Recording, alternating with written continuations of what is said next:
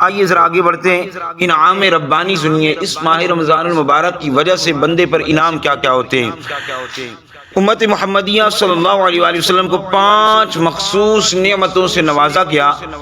سرکار دو جہاں صلی اللہ علیہ وسلم کا فرمان مبارک ہے، میری امت کو ماہ رمضان میں 5 ایسی چیزیں عطا کی گئی جو مجھ سے پہلے کسی نبی کو نہیں دی گئی، یعنی صرف مجھے دی گئی، میری امت کے لیے، اس سے پہلے کسی نبی کو اپنی امت کے لیے نہیں دی گئی۔ فرمایا پہلی چیز، جب رمضان المبارک کی پہلی رات ہوتی ہے تو اللہ عز و جل ان کی طرف رحمت کی نظر فرماتا ہے، جس کی طرف اللہ عز و جل رحمت کی نظر فرمائے گا اسے کبھی عذاب نہ دے گا۔ یعنی پہلی رات ایسی عظیم رات ہوتی ہے اس مہینے کی کہ اللہ رحمت کی نظر فرماتا ہے، اور جس پر ایک بار رحمت کی نظر ہو گئی،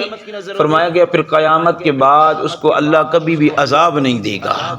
دوسری بات،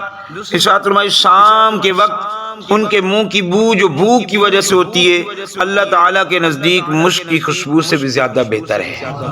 یعنی روزہ دار جب شام کے وقت ہوتا ہے تو آپ نے دیکھا کہ منہ سے ایک عجیب سی اسمیل آ رہی ہوتی ہے، بتایا گیا کہ یہ اسمیل اللہ کو مشک سے بھی زیادہ پسند ہے، لیکن ہوگی کس کی؟ روزہ دار کی۔ یہ نہیں کہ میں رمضان میں ہوں تو میرے منہ کی نہیں، روزہ شرط یاد رکھیے گا۔ تیسری بات فرمایا فرشتے ہر رات اور دن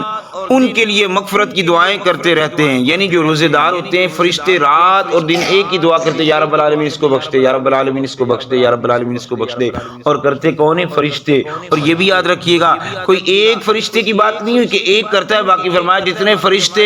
سب کے سب یہ دعائیں بندوں کے لیے مانگ رہے تھے، مولا ان کی بخشش فرما دے۔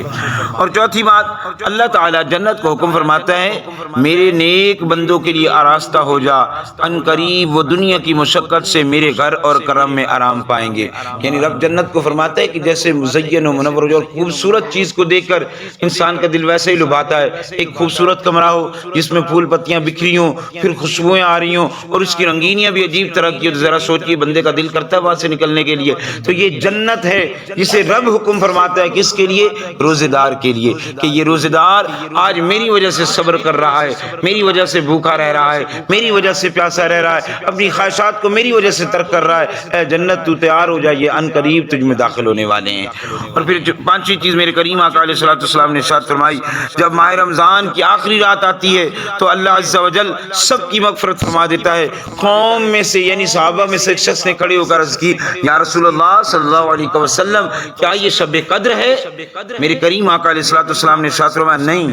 کیا تم نہیں دیکھتے کہ مزدور جب اپنے کاموں سے فارغ ہوتا ہے تو پھر اس کو اجرت دی جاتی ہے، جب رمضان کا مہینہ ختم ہوتا ہے بندہ مزدوری کر کر کے تھک ہار چکا ہوتا ہے کہ ایک ظاہری طور پر اسے نظر آتا ہے کہ جسم بھی کمزور پڑ گیا ہے، ہمت بھی ٹوٹ چکی ہے، لیکن رب فرماتا ہے کہ اب تجھے انعام دینے کا وقت آ گیا، اللہ سارے گناہوں کو معاف فرما دیتا ہے۔